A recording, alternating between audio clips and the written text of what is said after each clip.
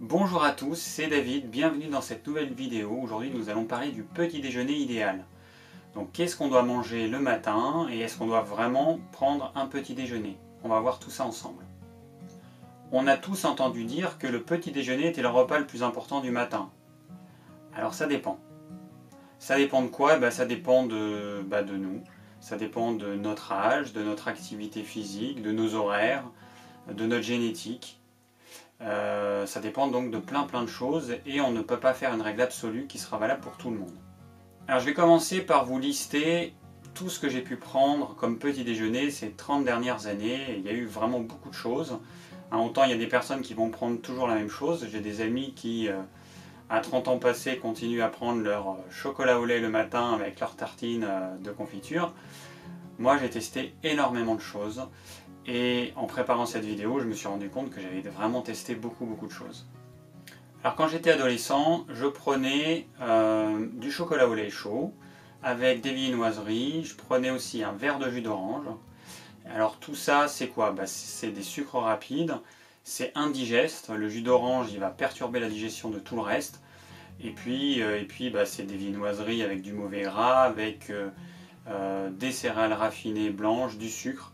Donc c'est indigeste, hyper sucré et ça va entraîner un coup de pompe systématique en milieu de matinée vers 10-11 heures. À fuir.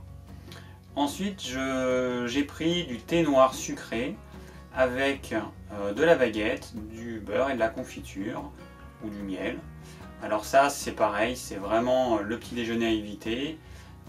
On apporte des sucres rapides, la baguette c'est un sucre rapide. La confiture c'est un sucre rapide, en plus c'est acide.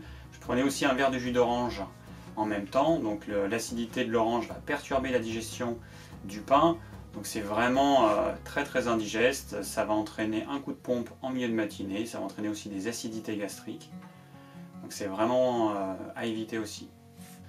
Je me suis aussi essayé au muesli, donc le muesli c'est quoi? C'est un mélange de plusieurs céréales sous forme de flocons avec des oléagineux, des noisettes, des amandes, des noix, avec des fruits séchés, donc du raisin sec, des cranberries, etc. Des fruits, il y a aussi des morceaux de bananes séchées souvent, des morceaux de noix de coco.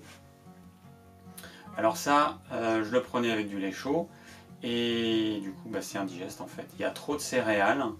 On mélange en plus des sucres lents, donc les flocons de céréales complètes sont des sucres lents avec des sucres rapides.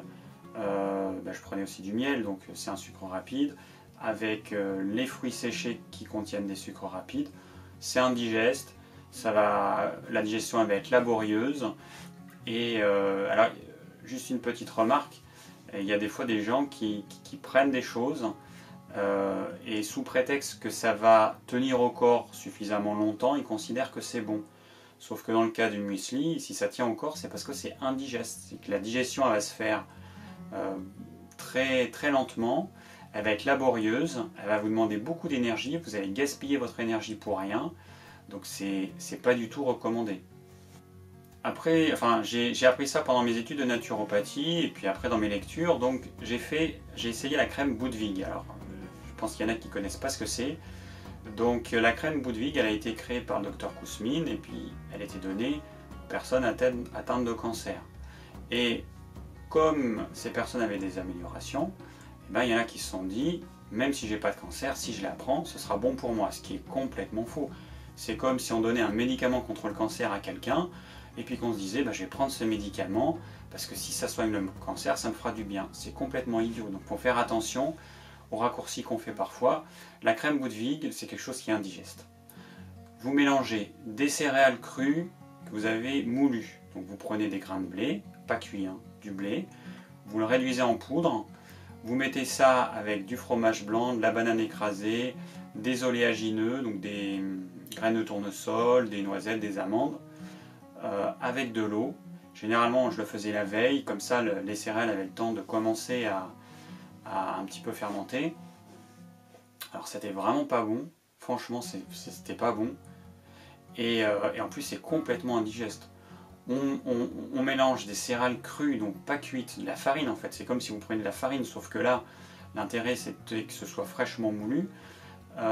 Et puis vous mettez des sucres rapides comme la banane écrasée, on mettait un petit peu dessus, on peut mettre même un petit peu de sucre. On met un produit laitier, ça c'est pareil, c'est pas top. Le produit laitier, c'est pas quelque chose qui est à manger au quotidien. Donc c'est vraiment quelque chose, je me rappelle, je digérais super mal. Alors là, pour le coup, ça tient encore. Mais c'est indigeste, c'est indigeste. Donc ça, il faut pas prendre. Quand j'étais ado, ce que j'adorais aussi, c'était manger des flocons d'avoine, donc qui avaient cuit dans du lait, et avec la confiture de myrtille que faisait mon père. Donc c'était super bon, j'en garde un souvenir génial, parce que sa confiture de myrtille était topissime. Et c'est pas trop mal, bon ça va, l'acidité de la myrtille va perturber la digestion des flocons d'avoine. C'est pas l'idéal, mais franchement, parmi tout ce que j'ai pris dans ma vie, il y avait vraiment pire. Et en plus c'est super bon. Alors j'ai eu ma période pain, évidemment, donc j'ai pris du pain bio au levain, du pain complet bio au levain, avec de la purée de noisettes ou de la purée d'amandes. La purée de noisettes c'est super bon, et un ou deux carrés de chocolat noir. Avec ça je buvais du thé vert non sucré, donc ça c'est plutôt pas mal. Il n'y a pas d'incompatibilité de digestion, ça tient bien au corps, mais dans le bon sens du terme, puisque en fait on va plutôt bien le digérer. Alors la seule chose, c'est qu'il y a des personnes qui digèrent mal le pain, aussi bon soit-il.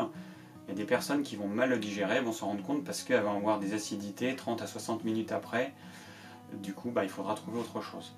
Alors voyons maintenant les petits déjeuners salés. Alors j'ai testé plein de choses. J'ai testé des galettes qui sont faites avec par exemple des flocons d'avoine, un œuf, un peu d'eau, des légumes crus, donc des morceaux de courgettes, de poivrons, d'oignons, un petit peu d'épices, un petit peu de sel.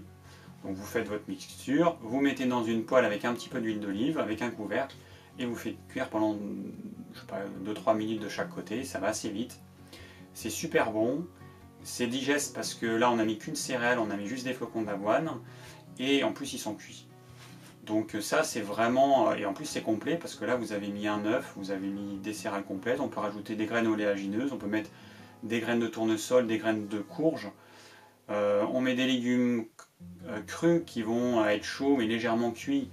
Ça c'est vraiment très bien. Si vous deviez prendre un petit déjeuner idéal, et je vous conseille de prendre un petit déjeuner salé, ça c'est vraiment très bien. Ça se fait très vite. En quelques minutes le matin c'est prêt. Vraiment pour les gens super pressés, à la limite vous pourriez le faire la veille et le réchauffer le matin. Mais ça va tellement vite à faire que bon, en 10 minutes c'est prêt. Avec ça, je buvais généralement une tisane ou alors un verre d'eau chaude, un verre d'eau froide, ça dépend. Donc ça c'est vraiment très bien. Il n'y aura pas de coup de pompe en milieu de matinée. Comme variante, vous pouvez changer le type de flocon. Au lieu des flocons d'avoine, vous pouvez mettre des flocons de riz, donc qui ne contiennent pas de gluten, des flocons de sarrasin qui ne contiennent pas de gluten, des flocons de millet qui ne contiennent pas de gluten, ou des flocons de blé, là il y a du gluten, ou des flocons de sel, là aussi il y a du gluten. Mais voilà, ça vous permet d'avoir un petit déjeuner salé et vous allez changer en fonction des épices, des légumes que vous allez mettre dedans, vous allez avoir des nouvelles saveurs. Ça c'est vraiment très bien le matin. Alors j'ai eu ma période soupe. Alors le matin prendre une soupe c'est vraiment génial. Il y a plein de gens quand je leur disais ça, ils faisaient la grimace. Mais la soupe c'est vraiment super. C'est un produit qui est alcalinisant, qui est alcalin et alcalinisant. Donc ça va apporter des minéraux à votre corps, sachant que le corps il a tendance à produire naturellement beaucoup d'acidité. Si en plus vous prenez des aliments acides, eh bien vous allez augmenter cette acidité et ce terrain acide qui est le cas chez la majorité des gens. Donc en prenant une soupe, vous apportez des minéraux, vous apportez des éléments alcalins qui vont lutter contre cette acidité, donc c'est vraiment très bien. En plus c'est chaud, donc ça réchauffe le matin, et puis c'est bon, et puis ça contient de l'eau, donc ça va vous hydrater. Avec ça, ce que je faisais, c'est que souvent je faisais gonfler des flocons de sarrasin dedans, mais vous pouvez prendre des flocons d'avoine, des flocons de riz encore une fois, et ça vous fait un repas complet. Si vous rajoutez un œuf que vous pouvez battre dans votre soupe juste quand elle est chaude, ou alors vous prenez un œuf à la coque, ça vous fait quelque chose de complet. Donc là, il n'y a même pas besoin de prendre d'eau, puisque en fait la soupe est suffisamment hydratée. Ça c'est vraiment du sans faute, ça va vous tenir toute la matinée, c'est vraiment un super truc. Évidemment, la soupe, vous la faites en avance. Moi, généralement, je me faisais une soupe pour quelques jours, le matin, 2-3 louches dans une casserole, avec mes flocons de sarrasin. C'est prêt en, je sais pas, 3 minutes à tout casser, et c'est super bon. Donc pour les personnes qui font la grimace et qui n'ont jamais testé, testez pendant une semaine, on en reparlera. Alors j'ai eu aussi ma période reste de la veille, donc ça c'est vraiment très pratique parce que vous n'avez rien à faire.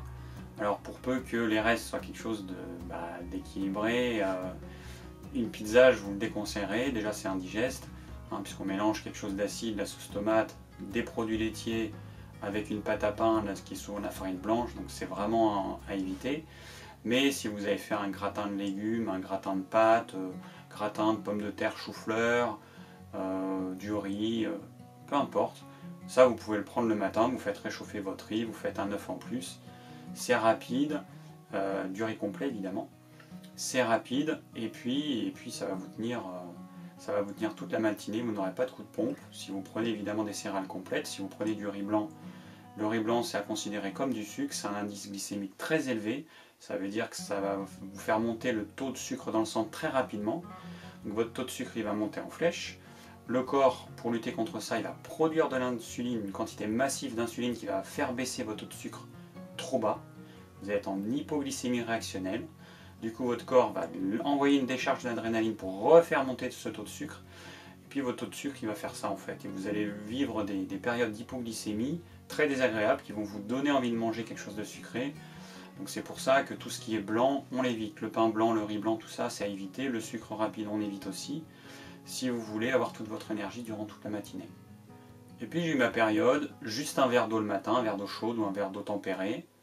Et puis maintenant, depuis maintenant 8 mois, je ne prends rien puisque je fais un jeûne intermittent de 18 à 20 heures à peu près. Donc ça veut dire que entre mon repas du soir, la fin du repas du soir et le prochain repas, il y a à peu près 18 à 20 heures. Donc j'ai supprimé le petit déjeuner. Et ça, pour moi, ça a été vraiment quelque chose de très très bien. Donc les bénéfices ont été énormes. Plus d'énergie, c'est pas dur, beaucoup d'énergie, plus de coups de pompe en milieu de matinée. Bon, je mange pas le midi, donc j'ai pas de coups de pompe non plus, ni à midi, ni après le repas. Donc j'ai une énergie qui est constante, du matin jusqu'à ce que je mange.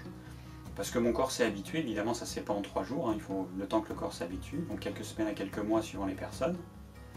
Mais une fois que vous faites ça, vous êtes libre, vous avez plus de temps et vous avez toute votre énergie. Donc vous pouvez faire aussi un jeûne intermittent de 16 heures qui consiste simplement à supprimer le petit déjeuner. Donc vous prenez un repas de midi et un repas du soir. Vous aurez toute votre énergie, vous n'aurez pas de coup de pompe. Donc ça c'est parfait. Moi si j'ai fait le jeûne intermittent, c'est aussi parce que les mois qui précédaient ça, j'avais des acidités quoi que je mangeais. Alors j'ai testé tout type de pain avec différents types de céréales. Céréales du blé classique, du blé ancien. Alors au début ça allait un peu mieux, puis finalement non, j'avais toujours des acidités. J'ai essayé le pain à l'épeautre, pareil, j'avais des acidités. J'ai essayé donc les flocons d'avoine, les flocons de sarrasin. Alors pendant un temps ça allait bien. La soupe, les flocons de sarrasin et la soupe, pareil, ça allait pendant un temps, et puis à un moment donné j'ai retrouvé mes acidités. Alors j'ai essayé que de la soupe, des acidités, et je me suis dit c'est pas possible, quoi que je mange j'ai des acidités.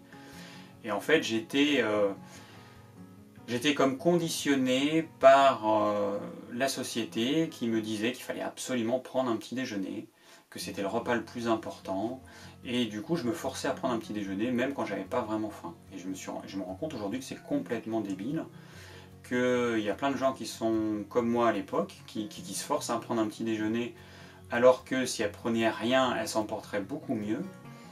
Et du coup j'ai commencé le jeûne intermittent, donc forcément plus d'acidité, plus de baisse d'énergie. Ça a été génial pour moi, ça a été une vraie libération. À vouloir chercher le petit déjeuner idéal, je me suis rendu compte que l'idéal pour moi c'était de ne pas en prendre, tout simplement. Alors au sujet donc de la suppression du petit déjeuner, il faut savoir que le matin, notre corps produit un maximum de cortisol. Le cortisol c'est une hormone qui est produite par les surrénales, c'est ce qu'on appelle l'hormone du stress. Donc, cette hormone elle est produite pour nous préparer à l'action, c'est tout à fait normal, c'est même bénéfique. Sauf que pour pouvoir bien digérer notre petit déjeuner, on aurait besoin de calme et de sérénité. Et c'est pas du tout le cas le matin. Donc il y a production de cortisol qui nous met dans un certain état de stress. En plus, généralement on est pressé le matin, on se dépêche de prendre le petit déjeuner, ensuite on se prépare, on s'occupe des enfants, il y a le trajet jusqu'au travail, ensuite il y a le travail qui peut être éventuellement stressant. Donc tout ça fait que le matin on est stressé. Et c'est complètement antagoniste avec le processus de digestion qui a besoin de se faire dans le calme. Donc généralement le petit déjeuner de toute façon, même si vous prenez un petit déjeuner idéal, il ne sera pas très bien digéré à cause de ça. En résumé, le petit déjeuner idéal c'est lequel? C'est celui qui vous convient. Si vous ressentez qu'il faut que vous preniez un petit déjeuner, prenez-en un. Si vous ressentez que c'est pas la peine d'en prendre ou si vous vous forcez à en prendre un, n'en prenez pas. Mais à ce moment-là, vous n'en prenez pas du tout. Pas de café, surtout pas de café. Éventuellement une tisane ou un verre d'eau suffisent amplement, mais ne grignotez pas des petites choses parce qu'à ce moment-là, vous allez rompre votre jeûne et vous perdrez tous les bénéfices. Soit vous prenez un petit déjeuner, soit vous ne prenez rien. Mais prendre un petit quelque chose, ça n'a aucun intérêt. Il y a des gens qui me disent non, le matin, moi je prends rien. Et puis après, quand je creuse un petit peu, juste une biscotte, ou juste un petit gâteau, ou juste un fruit. Non, c'est pas ça. Ne rien prendre, c'est ne rien prendre.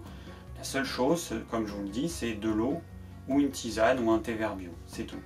Alors l'idée la plus tenace par rapport au fait de ne pas prendre le petit déjeuner le matin, c'est les gens qui me disent je vais pas avoir d'énergie le matin, ou je vais faire des crises d'hypoglycémie, je vais pas être bien. Alors ça c'est une idée reçue. C'est toutes ces personnes qui font de l'hypoglycémie, c'est justement parce qu'elles prennent un petit déjeuner inadapté qui est composé de produits à indice glycémique élevé. Pain blanc, confiture, jus d'orange, jus de fruits en général. Voilà, c'est ça qui va créer l'hypoglycémie. Mais un petit déjeuner adapté ne crée pas d'hypoglycémie. Et donc pas de petit déjeuner ne crée pas d'hypoglycémie. L'hypoglycémie, c'est un déséquilibre. C'est pas quelque chose de naturel. Alors que ne pas prendre de petit déjeuner, c'est quelque chose de naturel. L'être humain, ça fait pas si longtemps qu'il prend 3 repas par jour. Enfin 3, 4 ou 5, suivant les personnes. Ça fait pas si longtemps, mais pendant des centaines de milliers d'années, il faut quand même vous dire que nos ancêtres ne prenaient pas de petit déjeuner. Ils n'avaient pas non plus forcément de repas le midi. Ils allaient cueillir des choses et puis ils mangeaient le fruit de leur cueillette, de leur chasse. Donc il n'y avait pas tous ces repas dans la journée. Donc c'est un luxe qu'on se paye maintenant de pouvoir prendre X repas dans la journée, mais c'est pas du tout quelque chose de normal. Et aujourd'hui, à travers le monde, il y a des peuples qui ne prennent pas 3 repas par jour et qui s'en portent beaucoup mieux que nous. Alors si vous commencez à supprimer votre petit déjeuner, forcément, les premiers jours, vous pouvez avoir des désagréments, vous pouvez avoir des maux de tête, vous pouvez avoir une grosse faim, vous pouvez avoir également de l'hypoglycémie, parce que votre corps est habitué depuis 20 ans, 30 ans, 40 ans, 60 ans à ce que vous lui apportiez quelque chose. Ce quelque chose, c'est généralement du sucre. 3/4 des petits déjeuners, le petit déjeuner à la française, c'est du sucre qu'on apporte, du sucre rapide. Donc le corps s'attend à ça, et du coup c'est normal que dans les premiers temps il y ait cette réaction, cette mémoire. Donc vous allez peut-être avoir l'hypoglycémie. Le temps que votre corps se régule, cette hypoglycémie va disparaître. Et tous les symptômes qui sont associés aussi vont disparaître. Donc un peu de patience, quelques semaines à quelques mois. Si vous êtes jeune, si vous avez 20 ans, forcément en quelques semaines ce sera réglé. Si vous êtes moins jeune, il vous faudra peut-être quelques mois. Soyez patient parce que les bénéfices valent vraiment le coup. Alors maintenant on va supposer que vous souhaitiez prendre un petit déjeuner, parce que quand même le titre de cette vidéo c'est le petit déjeuner idéal, donc supposons que vous preniez quelque chose. On va commencer par voir ce qu'il faut éviter impérativement. Première chose, boire un jus de fruits, un jus d'orange, un jus de pamplemousse, n'importe quel fruit, que vous l'achetiez ou qu'il soit fraîchement pressé, c'est à éviter pour 2 raisons. Les jus de fruits, ça apporte du sucre, ça fait monter votre glycémie très rapidement. Donc ça, c'est à éviter. D'autant plus si vous voulez maigrir, puisque je vous rappelle, quand vous faites monter votre taux de sucre rapidement, le corps va produire de l'insuline qui va faire baisser ce taux de sucre, mais il ne fait pas baisser par magie. hein, il va transformer le sucre en gras. Donc à éviter. En plus, les fruits, les jus de fruits vont apporter de l'acidité. Cette acidité a pour rôle de refroidir le corps. On ne mange pas des fruits parce qu'ils contiennent de la vitamine C, parce que les légumes en contiennent autant ou plus. Je vous rappelle quand même que le chou contient 2 à 3 fois plus de vitamine C qu'une orange, à poids égal. Donc si vous mangez des fruits, c'est pas pour la vitamine C, parce qu'on en trouve dans tous les fruits et les légumes, enfin on en trouve notamment dans les légumes. Le fruit, si vous en mangez, c'est pour refroidir votre corps. Si vous n'en avez pas conscience, ayez conscience que le fruit de saison, quand vous le mangez, c'est à un moment donné où il fait chaud. Hein, si vous mangez une orange, vous l'achetez en hiver, mais cette orange, elle a poussé dans des pays chauds. Elle ne pousse pas chez nous naturellement. Alors, il y a des gens qui me disent, oui, mais moi j'ai un oranger sur ma terrasse qui me donne des fruits en hiver. Oui, ben, on trouve aussi des manguiers qui résistent à moins 20 degrés, mais c'est pas pour ça qu'on va importer des variétés qu'on aura modifiées pour que ça puisse pousser sur notre climat, que c'est un fruit endémique à la France. Donc l'orange, c'est pas un fruit qui a poussé naturellement en France. Donc c'est l'orange en hiver, c'est pas un fruit de saison pour moi, c'est un fruit de saison, oui, au Maroc. Quand vous allez au Maroc, quand vous allez en Espagne, quand vous allez dans les pays chauds, oui, c'est un fruit là-bas parce qu'il y a un climat adapté, parce qu'il fait la nuit 25 degrés, la journée 35 à 40 degrés, oui, là c'est un fruit de saison, mais pas pour nous. Donc, on ferme la parenthèse sur les fruits de saison. Donc, un fruit, ça sert à refroidir le corps. Donc, si vous prenez un fruit le matin, ça va vous refroidir. Si vous avez déjà froid le matin, c'est donc à éviter. Alors, manger des fruits, c'est aussi à éviter le matin pour la même raison. La seule exception, c'est les personnes qui ont toujours chaud. Donc ça, c'est le tempérament sanguin. La personne qui a toujours chaud, le fruit le matin lui sera bénéfique. Le seul truc, c'est que les fruits doivent être mangés dans un estomac vide et que ça. On ne peut pas mélanger des fruits avec du pain, sinon vous allez avoir une indigestion. Donc, si on sort de cette exception, ne mangez pas des fruits le matin, surtout si vous êtes frileux, ça va vous refroidir encore plus. Donc toujours dans ce qu'il faut éviter, prendre un yaourt le matin, ou même le matin ou en dessert, ne pas prendre de yaourt du tout, c'est l'idéal de toute façon. Le matin, le yaourt, donc c'est un produit laitier, donc on n'est pas fait pour manger des produits laitiers. Je vous rappelle que l'être humain, c'est le seul mammifère à manger ou à boire du lait, ou des produits dérivés du lait, et en plus d'une autre espèce. C'est même pas le lait de la femme qu'on mange, c'est le lait de la vache qui est faite pour le veau.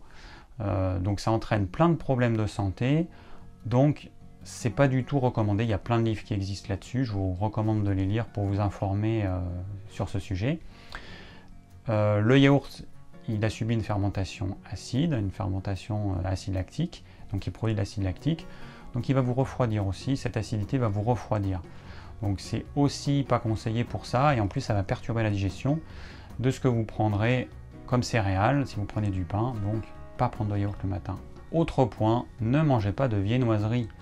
Donc la brioche, les pains au chocolat, les croissants, on pourrait même mettre le pain de mie là-dedans, tout ça c'est à éviter. Pourquoi? Ça contient du mauvais gras, c'est souvent fait à base de margarine, qui sont faites avec de l'huile de palme, donc c'est du mauvais gras, ça peut être du gras trans qui a été transformé, qui est extrêmement nocif pour la santé. Ça augmente notamment les maladies cardiovasculaires, donc c'est à éviter. En plus, ça contient du sucre, des céréales blanches, donc ça va faire monter votre taux de sucre dans le sang très rapidement. Comme je vous l'ai dit, ça va ensuite, votre corps va produire de l'insuline qui va faire baisser ce taux de sucre en stockant, en transformant ce sucre en graisse. Donc ça n'a aucun intérêt, à moins que vous vouliez grossir et vous rendre malade. Parlons maintenant des céréales du matin. Alors il y a les céréales pour enfants, moi j'en ai, d'ailleurs j'ai pas dit dans ce que j'ai pris comme petit déjeuner, mais quand j'étais enfant, j'ai pris des céréales au petit déjeuner avec du lait. Donc les céréales du petit déjeuner, c'est quoi? C'est du sucre, du sucre, du sucre. Que ce soit des céréales pour enfants ou pour adultes, ce n'est que du sucre. C'est soit des céréales qui ont été extrudées, et donc même si ce sont des céréales complètes à la base, le procédé d'extrudation, je ne sais pas si ça se dit, va faire en sorte que l'indice glycémique va être très élevé. Si c'est des pétales de céréales, des pétales de maïs, là encore, ça va avoir un indice glycémique très élevé, donc il va faire monter votre taux de sucre dans le sang très rapidement, et en plus c'est bourré de sucre. Donc ça, c'est vraiment à fuir. parce que ça va vous faire grossir tout simplement. Même les céréales qui sont censées être pour votre ligne, c'est du pipeau. Encore une fois, c'est quelque chose qui passe à la pub. Dites-vous que la pub, son but, c'est de vous mentir, c'est de vous faire vendre des choses que vous n'achèteriez pas normalement, parce que si la pub vous disait la vérité, elle vous dirait que ces céréales vont vous faire grossir, que c'est que du sucre, que si c'est pas des céréales bio, si elles sont complètes, elles sont chargées de pesticides, donc à éviter. Ensuite, on a toute la catégorie des produits à base de céréales qui ont été transformés. Alors on a les biscottes, les cracottes, c'est une marque, mais bon, enfin, c'est des céréales extrudées. Le pain des fleurs qu'on trouve en magasin bio, donc c'est fait, donc il y a plusieurs gammes, mais il y a la gamme la plus connue qui est fait avec du sarrasin, 100% sarrasin. On peut dire que c'est bien, sauf que ça a un indice glycémique super élevé. Donc tout ça, et les galettes de riz aussi, hein, les galettes de riz qui sont souvent conseillées dans les régimes minceurs qu'on trouve en magasin diététique, ça c'est une catastrophe parce que c'est un indice glycémique hyper élevé, c'est quasiment comme du sucre, je crois que c'est même plus élevé que le sucre, et du coup ça va faire monter votre taux de glucose en flèche. Donc, et encore une fois, ça, le corps, il va transformer en gras, donc c'est vraiment à éviter. Dernière chose, le muesli. Donc comme je l'ai expliqué tout à l'heure, le muesli c'est un mélange de céréales complètes, de différentes céréales, avec différents oléagineux, avec différents fruits secs. Vous mettez soit de l'eau chaude, soit du lait végétal, donc vous rajoutez encore une céréale, et ça vous fait quelque chose d'hyper complexe. Les flocons de céréales, à moins que vous le fassiez cuire, ce qui n'est rarement le cas, c'est que généralement on met soit du lait tiède, voire chaud, mais du coup ce ne sera pas cuit, parce que pour faire cuire, il faut le mettre dans une casserole avec un liquide et puis laisser cuire pendant quelques minutes. Donc ça va être partiellement indigeste. En plus, vous mélangez des sucres complexes avec des sucres rapides. Donc qu'est-ce qui se passe dans votre estomac? Les sucres complexes, ils ont besoin de 3, 5, 7 heures pour être digérés. Les sucres rapides, en 30 à 60 minutes, c'est plié. Enfin, même pas, une demi-heure à peine. Donc du coup, les sucres complexes vont fermenter en attendant que les sucres complexes soient digérés. Parce que je vous rappelle que quand vous mangez, tout est mélangé. C'est une bouillie que vous avez dans l'estomac. C'est pas j'ai une couche de sucre rapide, une couche de sucre complexe, et puis l'estomac avec ses petits doigts, il va faire le tri. Non, c'est pas comme ça que ça se passe. C'est une bouillie que vous avez, et votre corps, il doit être capable de produire les sucres digestifs qui vont digérer cette bouillie. Évidemment, comme tout est mélangé, le sucre avec les céréales, c'est pas possible. Donc ça va fermenter, donc ça va perturber votre digestion, donc c'est à éviter. Alors l'idéal, si vous prenez un petit déjeuner, c'est de prendre un petit déjeuner salé. Ça, c'est vraiment le top. Le sucre le matin, c'est vraiment pas bien. Vous pouvez faire, comme je vous expliquais tout à l'heure, ce que j'ai déjà fait, vous pouvez faire une galette, où vous allez mélanger une variété de flocons avec un œuf, avec un peu d'eau, avec un peu de légumes crus. Vous pouvez mettre des oléagineux, graines de courge, graines de tournesol, vous pouvez mettre des noisettes, des amandes, un peu de sel, un peu d'épices. Hop, vous remuez, vous mettez dans une poêle avec un peu d'huile d'olive, avec un couvercle, vous faites cuire 2-3 minutes de chaque côté, c'est prêt. Ça, c'est le top. C'est quelque chose qui va bien se digérer, et puis qui est complet. Vous avez un œuf, vous avez tout dedans. Avec ça, vous pouvez prendre comme boisson de l'eau, froide ou chaude. Si vous avez froid le matin, prenez plutôt de l'eau chaude, ou un thé vert bio, ou une tisane bio. Je vous recommande d'éviter le café. Le café, c'est une boisson qui est acide et acidifiante. Donc vous apportez de l'acidité, et en plus, pour pouvoir métaboliser le café, votre corps il va produire des acides. Donc c'est vraiment quelque chose à éviter. En plus, le café, la caféine, a un effet stimulant qui est à éviter. Parce que c'est quoi un effet stimulant? Eh bien, on apporte une substance qui va entraîner une production notamment d'adrénaline, qui va vous demander d'aller puiser dans vos réserves de l'énergie que vous n'avez peut-être pas. Donc le café, c'est le meilleur moyen de vous épuiser. Et c'est le cas de tous les stimulants. Donc il vaut mieux avoir une hygiène de vie qui vous évite de perdre votre énergie. Donc moi par exemple c'est le jeûne intermittent, je n'ai pas besoin de stimulant et j'ai de l'énergie comme je n'ai jamais eu avant quand je prenais un petit déjeuner. Donc cette énergie elle vient d'où? Elle vient du fait que je ne gaspille pas mon énergie à digérer un petit déjeuner ou à tenter de digérer un petit déjeuner que mon corps ne voulait manifestement pas. Et du coup, cette énergie que je ne gaspille pas dans la digestion, je l'ai à disposition tout au long de la journée et notamment le matin. Alors pour ceux qui veulent malgré tout prendre un petit déjeuner sucré, ce que je peux vous conseiller, c'est prendre une tartine de pain complet bio au levain que vous trouverez en magasin bio. Il faut qu'il soit fait au levain, c'est impératif, parce que la fermentation faite avec le levain va faire que l'acide phytique qui est naturellement présent dans le grain de blé va normalement capturer les minéraux pendant la digestion. Donc en fait cet acide phytique est déminéralisant. Et ce qui est génial, c'est que la fermentation va neutraliser cet acide phytique. Donc c'est pour ça qu'il faut prendre un pain bio au levain. On trouve actuellement en grande surface des pains bio au levain. Sauf que quand vous regardez la composition, vous allez voir qu'il y a de la levure qui a été ajoutée. Et ils rajoutent, pourquoi est-ce qu'ils rajoutent de la levure? Parce que ça leur permet de faire gonfler le pain beaucoup plus rapidement. Donc la réaction de fermentation va être beaucoup plus courte et l'acide phytique ne va pas être neutralisé complètement. Donc ces pains bio qui sont censés être au levain que vous trouvez en grande surface, c'est pas bon. Allez dans un magasin bio, là vous aurez du vrai pain bio au levain. Avec ce pain, vous allez prendre du beurre, par exemple, ou une purée d'oléagineux. Donc le beurre ne pose pas de problème. Ce qui pose problème dans les produits laitiers, c'est les protéines. Dans du beurre, vous avez 1 à 2% de protéines, donc quasiment pas. Donc pour les personnes les plus sensibles, vous pourrez éviter, mais pour les personnes peu sensibles, le beurre ne vous posera pas de problème. C'est un acide gras saturé qui ne pose pas de problème, pris en quantité raisonnable. C'est un acide gras saturé naturellement, donc il n'y a aucun problème pour la santé.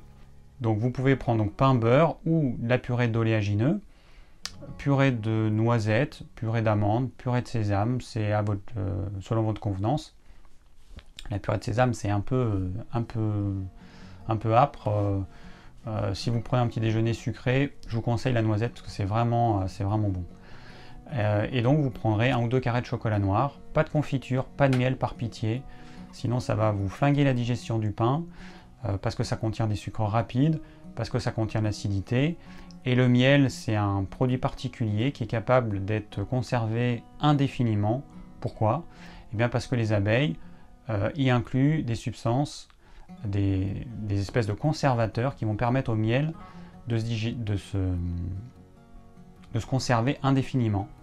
Sauf que ces substances vont être antagonistes avec nos enzymes digestifs. Ça veut dire que le miel, à cause de ces substances, il va empêcher certaines de nos enzymes d'agir et donc de pouvoir digérer notamment le pain. Donc c'est pour ça que pain beurre miel, c'est vraiment super bon, mais vous faites ça de temps en temps pour vous faire plaisir, mais surtout pas au quotidien parce que votre pain il va pas être digéré correctement. Et le problème, c'est que si votre petit déjeuner ne se digère pas correctement, ensuite tous les autres repas de la journée, ils vont être mal digérés. Donc c'est pour ça que le petit déjeuner il est super important, c'est pour ça qu'il ne faut pas prendre des choses qui vont entraîner une indigestion, parce que sinon vous allez flinguer toute votre digestion de toute la journée. Toujours dans le cas d'un petit déjeuner sucré, vous pouvez faire des flocons d'avoine, donc pas de lait, avec de l'eau, vous faites de l'eau, puisque en fait un lait végétal c'est quoi? Le lait d'avoine c'est quoi?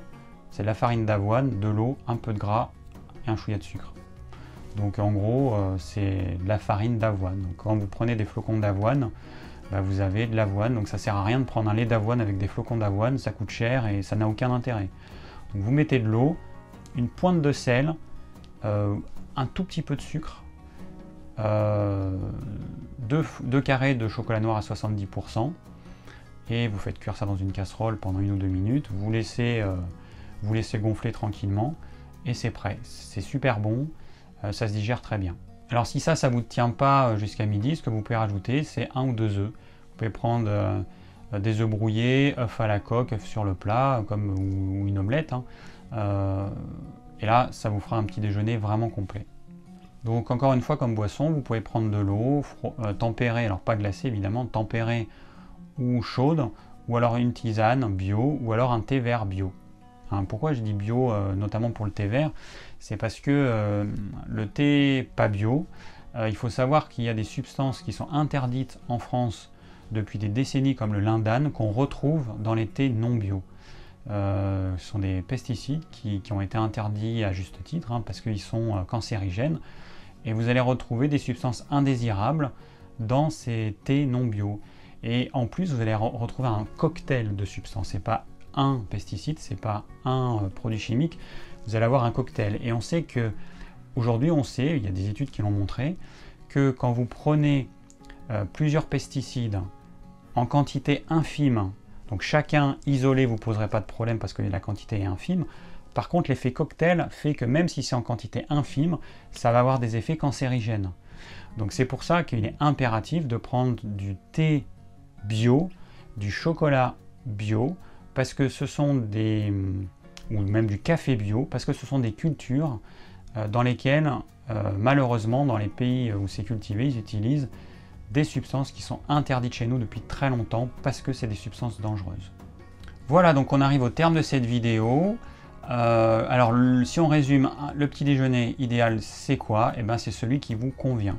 Si vous voulez prendre un petit déjeuner, si vous en ressentez le besoin, prenez un petit déjeuner, plutôt salé. Si vraiment vous ne pouvez pas, si vous êtes accro au sucre, prenez un petit déjeuner sucré, mais franchement, si vous testez un petit déjeuner salé, vous allez voir qu'au bout d'une semaine, ce sera devenu une habitude et que vous ne pourrez plus vous en passer.